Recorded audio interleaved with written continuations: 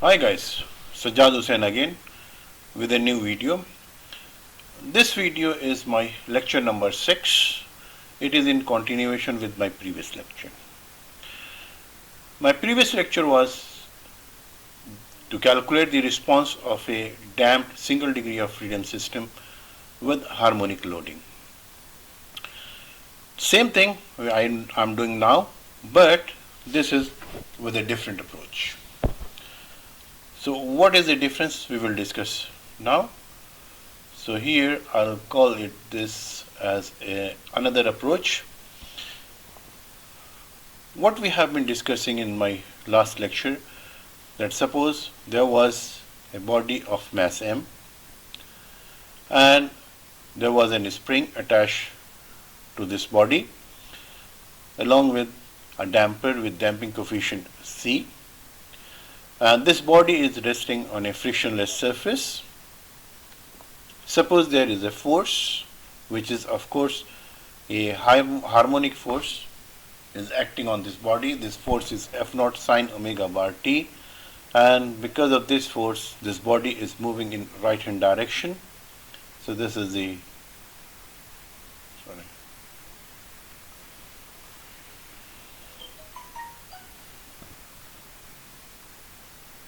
direction of motion. The displacement is in this direction, and because of that we can show a free body diagram that the initial force is m into u double dot acting on left hand side, a spring constant ku acting in left hand direction, and of course the damping force which is c into u dot, it is also acting on left hand side. The applied force, which is of course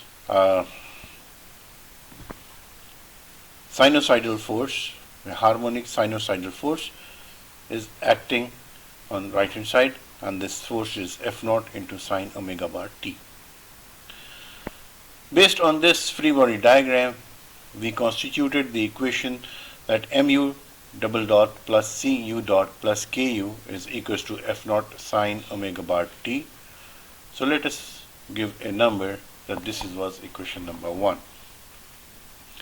And from my previous discussion, we discussed that this is a non-homogeneous second order differential equation. So such a non-homogeneous differential equation will have two solutions. One is called a complementary solution, and complementary solution is shown as UCT, which will be equals to e raised to a minus xc omega t into a cos omega dt plus b sin omega dt. So this is our equation number 2. And there will be a particular solution. That particular solution is equals to c1 sin omega bar t plus c2 cos omega bar t, and say this is our equation number 3. Here are various definitions. That omega is the undamped frequency, which is under root k into under root k over m. Omega d is the damped frequency. This is omega into 1 minus xc square. xi is c over cr, which is the damping ratio, and cr is the critical damping, which is under root 2 km, and r is defined as omega var over omega. That is the frequency ratio. Then what we did, we divided this equation by m, and we ended up with this equation, which is equation number 4. And when we solved this equation, our result was that the complete solution will be e raised to power xi omega t into a cos omega dt plus b sin omega dt. That is the complementary solution. This is also known as transient solution. And another part will be steady state solution. This will be f0 over k sine omega bar dt minus theta over under root 1 minus r square whole square plus 2 r xc whole square. This is known as steady state solution, where theta was defined as theta is equals to tangent inverse 2 xcr over 1 minus r square, and this is known as the phase angle. So this all we have already discussed. We have derived this equation, but it was a lengthy derivation. Now there is a more elegant approach by using unit relation, and that is pretty simple. I'm going to show you how. So let us call this equation as our equation number 5, and this as equation number 6. Let this be equation number 7. We know that e raised to power iota omega bar t will be equals to cos omega bar t plus iota sine omega bar t. So this is a complex number having a real part and an imaginary part. So we can replace sine omega bar t with this equation, which is mu double dot is the same thing, plus cu dot plus ku. This is equals to f naught into iota omega bar t. But here we have to keep one thing in our mind. So e raised to power iota omega bar t, this will be equals to cos omega bar t plus iota sine omega bar t. Its real part is not in our equation, so only we have to consider the imaginary part. That is, this part will play the role, so we will only emphasize or we will consider only the imaginary part, not the real part. So what we expect? We expect that our particular solution will be in the form up is equals to c into e raised to power iota omega bar t. So let us do some mathematics over here. From this equation, we can say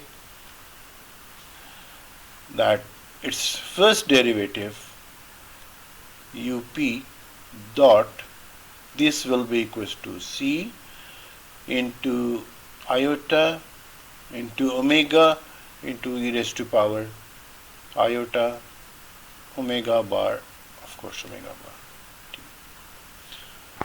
and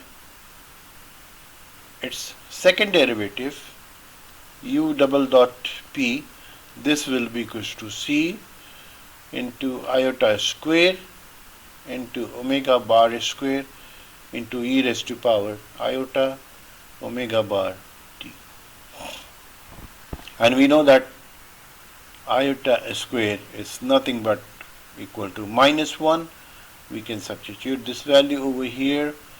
So this u double dot p, this will be equals to minus c into omega bar square into e raised to power iota omega bar t. So substitute these values in equation number 8, what we will get?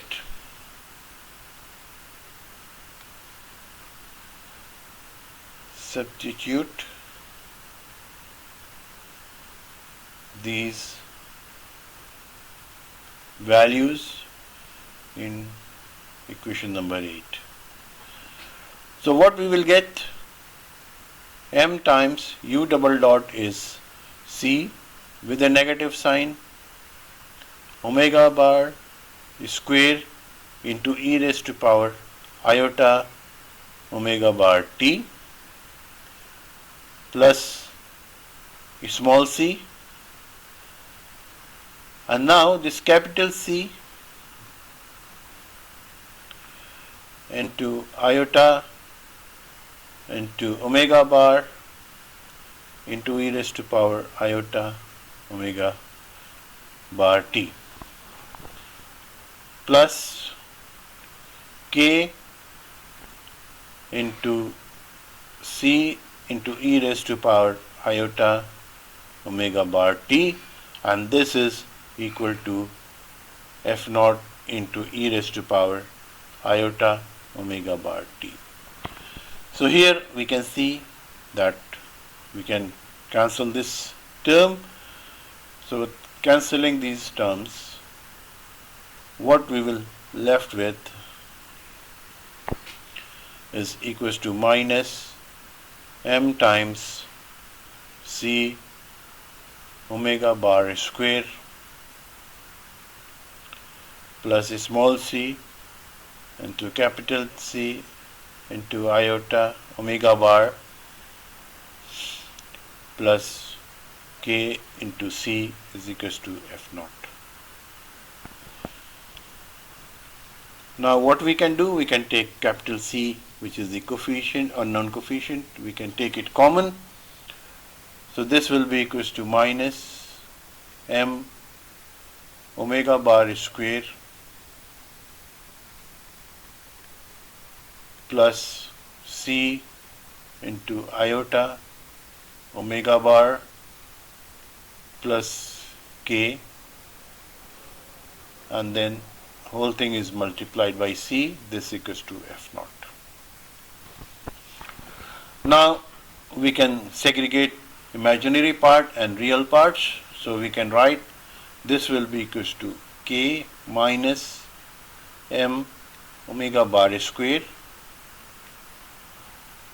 plus iota into c omega bar, and this is equal to, this is multiplied by c is equals to f naught.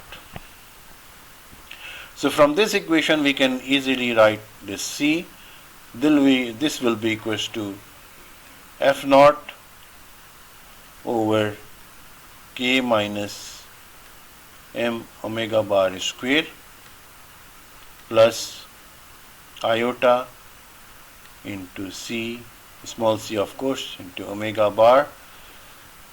So we solve this equation and we got the constant of integration c is equals to f naught into k minus m omega bar square plus iota c omega bar. Now here we can say that this real part and imaginary part, if we plot on a graph, this is the real part and this is the imaginary part. So we can say that this angle will be theta, where real part will be k minus m omega bar square, imaginary part will be c omega bar, and of course this hypotenuse, this will be equals to k minus m omega bar square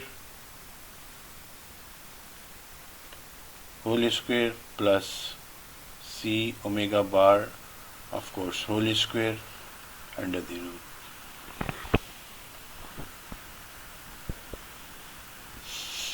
And from our basic algebra we know that a plus iota b, this equals to under root a square plus b square into e raised to power I theta, where theta is the angle between them.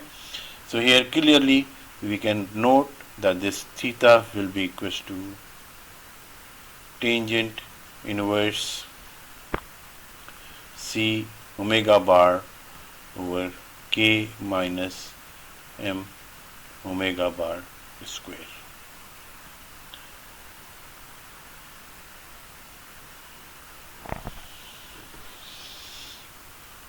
Let us number these equations. So our last equation number was 8. We can say this is our equation number 9 and this is our equation number 10.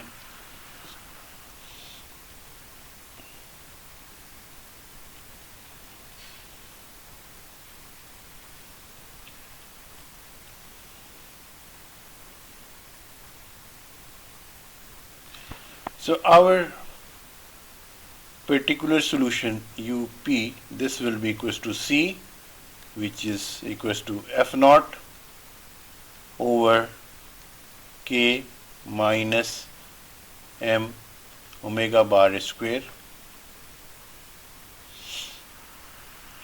plus iota into c into omega bar, and this is multiplied by e raised to power iota omega bar t. Now, this complex number can be rewritten in this form. So we can write this as f naught into e raised to power iota omega bar t divided by, so it will be under root k minus m omega bar square whole square plus c omega bar whole square, and of course under the root, and this multiplied by e raised to power iota theta, where theta is already defined like that. So this is equals to u of p.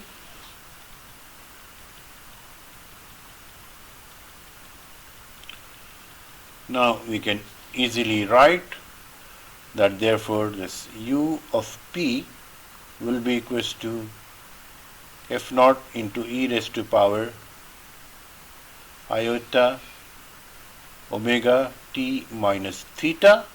We can take this iota theta up, and divided by under root k minus m omega bar square whole square plus c into omega bar whole square.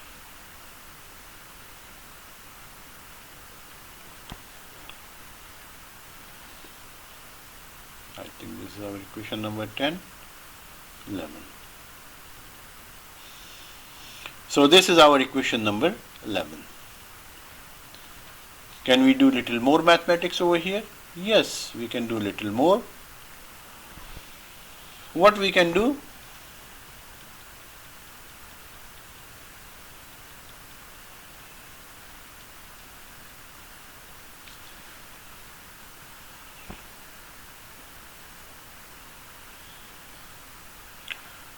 Now, suppose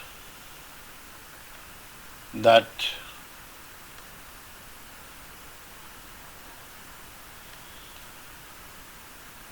this whole term is u, that is equals to f naught over under root k minus m omega square whole square plus c omega bar whole square, and of course under the root. That means up will be equals to u into, so the net result, that means we can also write that up is equals to u into e raised to power iota omega t minus theta. Maybe we can write this our equation number 12. So what mathematics we want to do over here?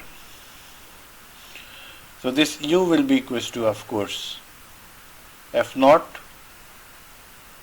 We can take k common over here, so it will be 1 minus m upon k into omega bar square plus c into omega bar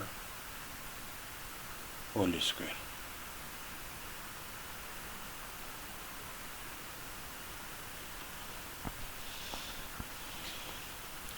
Or we can substitute the value of c also. So over here c is equals to under root 2k into m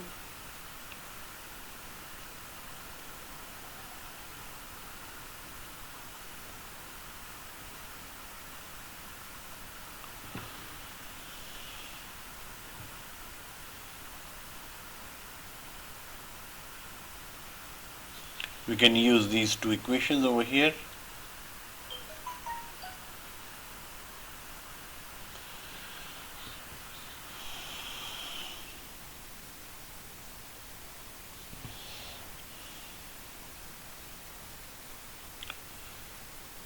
we know that we have already defined that xc was equals to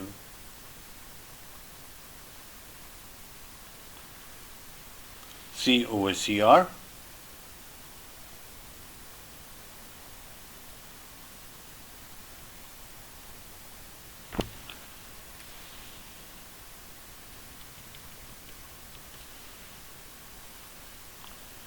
This was defined as c over CCR. So we will use this equation.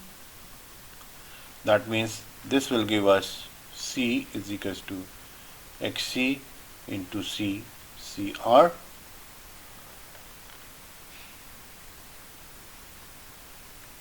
And CCR is equals to 2km, of course, under the root. Let's confirm. Yeah.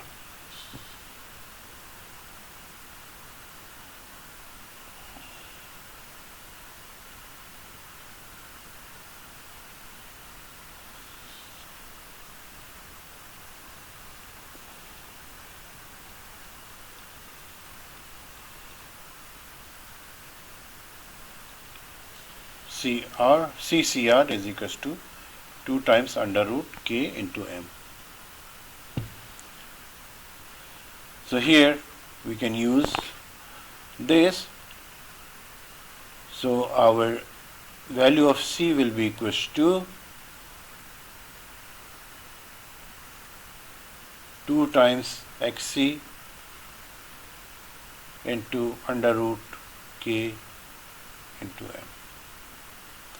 So we can substitute these values and let's see what will be the result.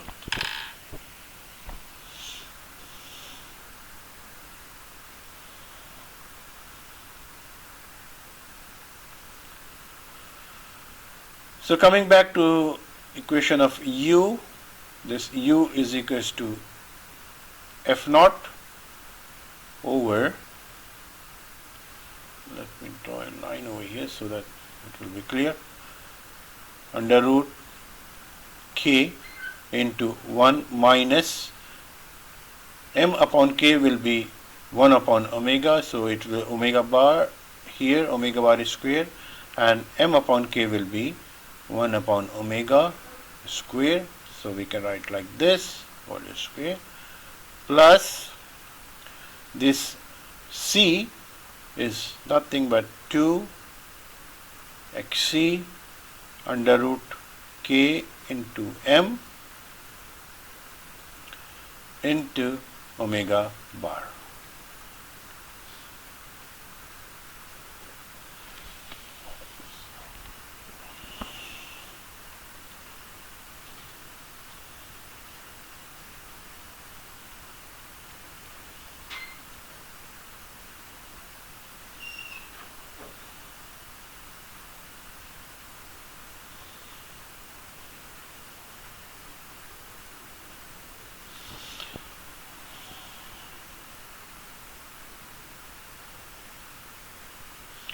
Omega was equals to k upon m under the root.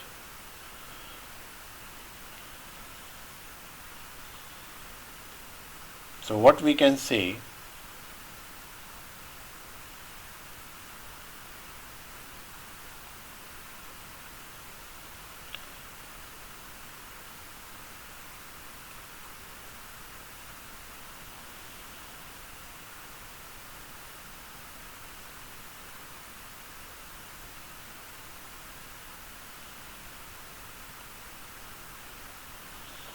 so from here we can write that omega square will be equals to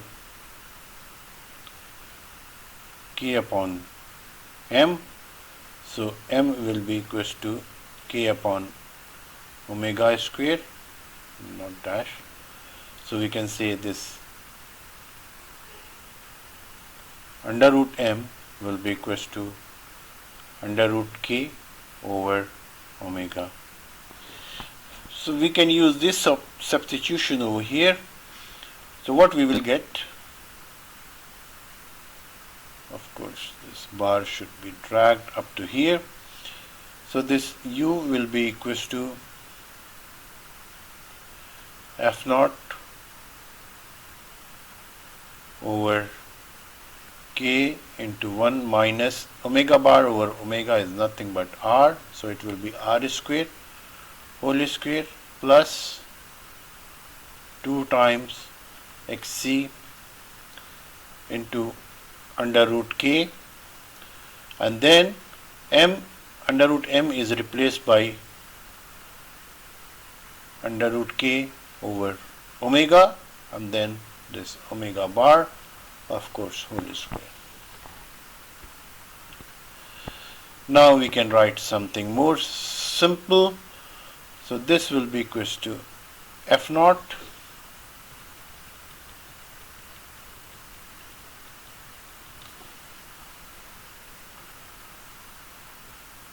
let us write this over here, and of course under root sign is there, I should not forget under root sign over here. So under root k into 1 minus r square whole square plus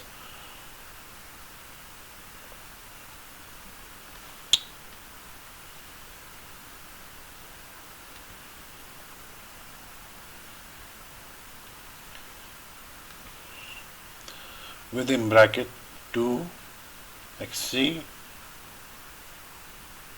k into omega bar over this omega, I can write over here whole square.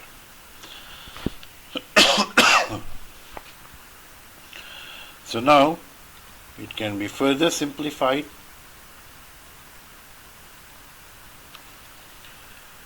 That this u will be equals to f naught over under the root k into 1 minus r square whole square plus k 2 xi into r whole square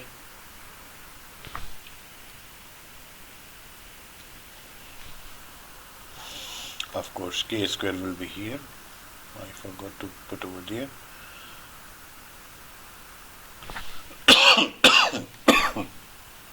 Sorry.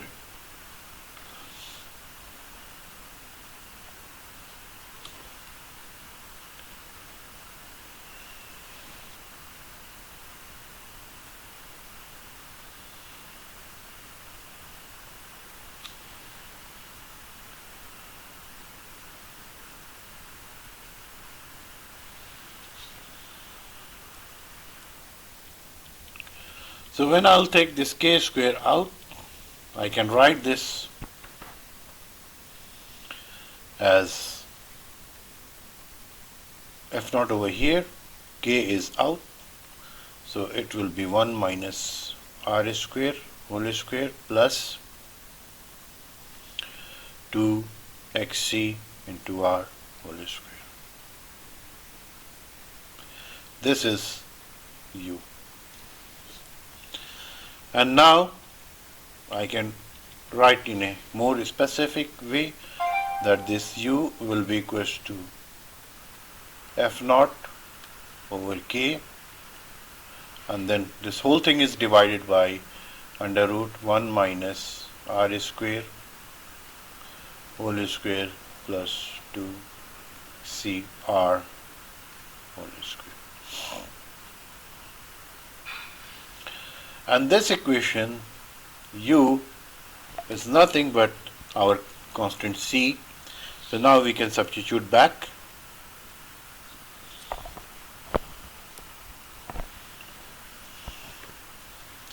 So now we can write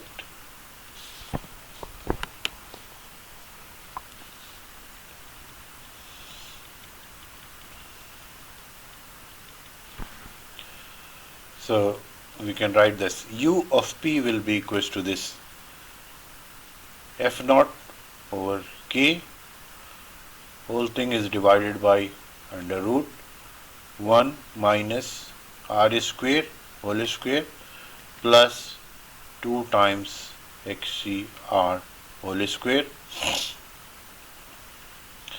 into e raised to power iota omega bar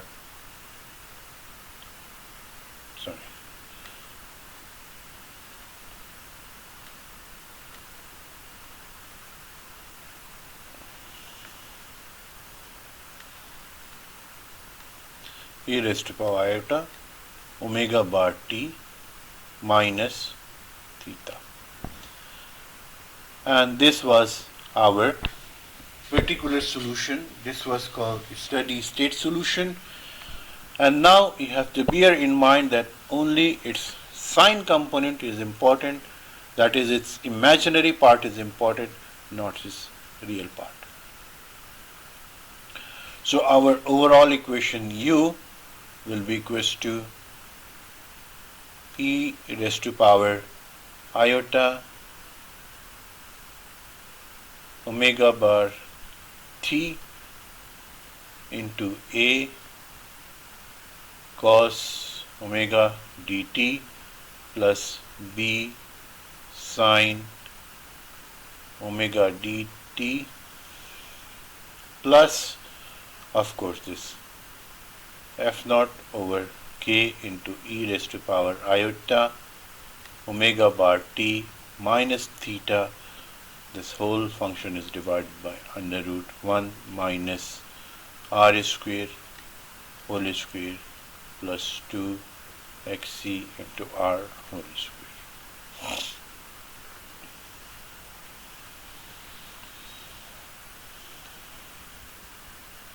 So this is our complete solution.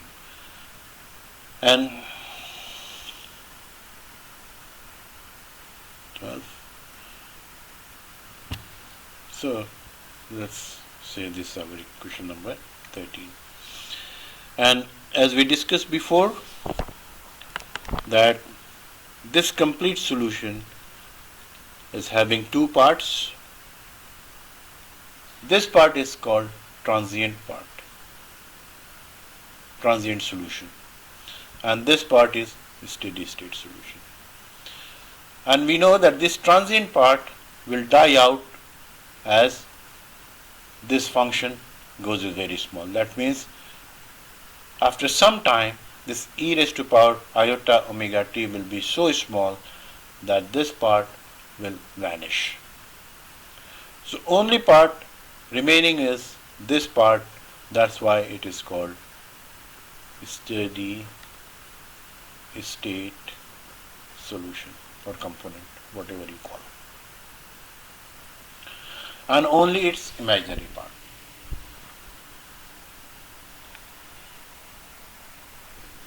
So now you have seen that either we go into a detailed derivation and end up with the same result, or we use this approach and we end up with the same result. So our result is consistent no matter whatever approach we follow. Now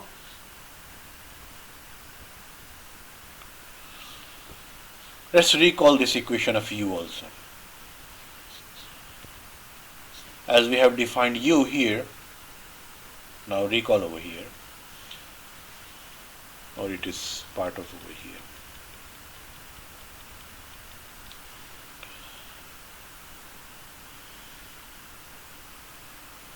This u is equals to f naught over k divided by 1 minus r square whole square plus 2 xc r whole square, and of course under the root. Now if we look at this, what is f over k? Nothing but the displacement. So we can say that u of static displacement is equals to f naught over k. That is depending on the spring constant. This is called static displacement. So let us replace this with this. So what we can say that this u will be equals to u st over under root 1 minus r square whole square plus 2 xc r whole square.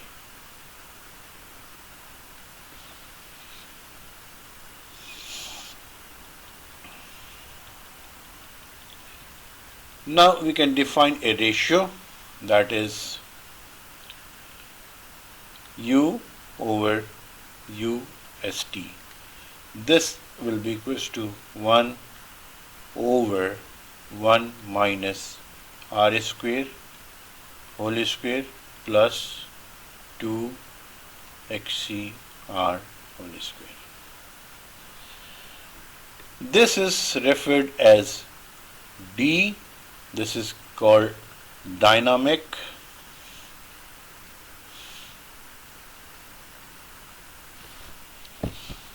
magnification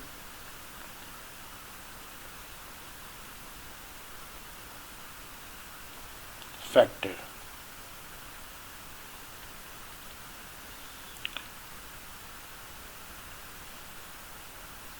And this dynamic magnification factor depends on what? It depends on R and XC. So if we draw this the graph, so what we will get? Let me pull this graph from here.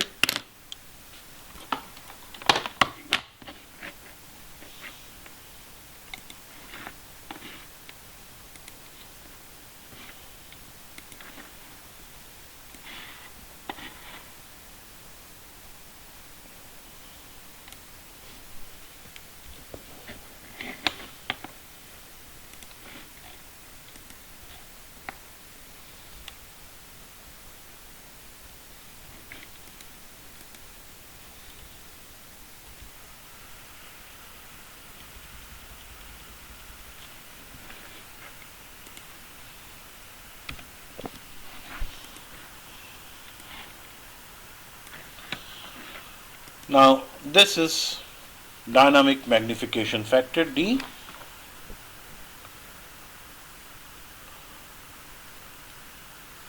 and it is plotted against frequency ratio R, and values of Xc are here, different values. For example, this Xc is equals to 0.001, so this represents Xc as 0.001. This dotted here, this represents Xc 0.01. This is Xc is equals to 0.02, and this represents Xc is equals to 0.7, and this is Xc equals to 1. That means when the damping is low, the amplitude will be high. As the damping goes up, the amplitude becomes smaller. And when R, the frequency ratio is 1, the peak occurs almost near to 1, but not exactly at 1, but near to 1. But when we will approach a very lightly damped function, of course this peak will occur at resonance. So this R is equals to 1. So you have to be careful that this R is equals to 1 does not mean the peak will exactly occur over here. It depends on the damping coefficients. So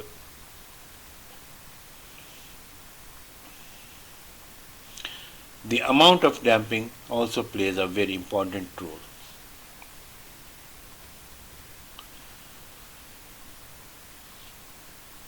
So hopefully we can conclude our lecture over here.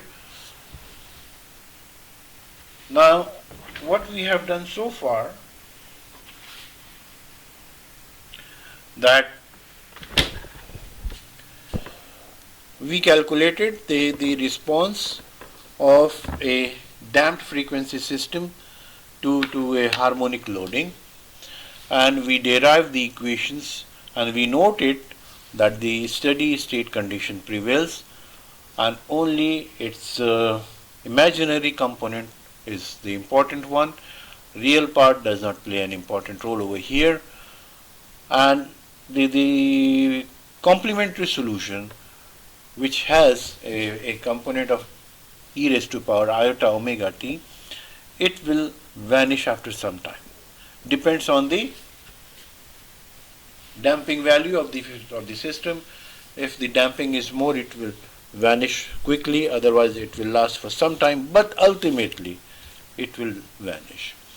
That means if a harmonic load is applied on a system, then after some time the steady state condition, because of the force, will be the most important function or most important motion for such a system. So hopefully we can conclude our lecture today over here. If you have any question, please do not forget to send me an email, and I'll try my best to respond your emails, and hopefully you will like my lectures. Please do not forget to subscribe my channel, and I shall say thank you very much. Bye.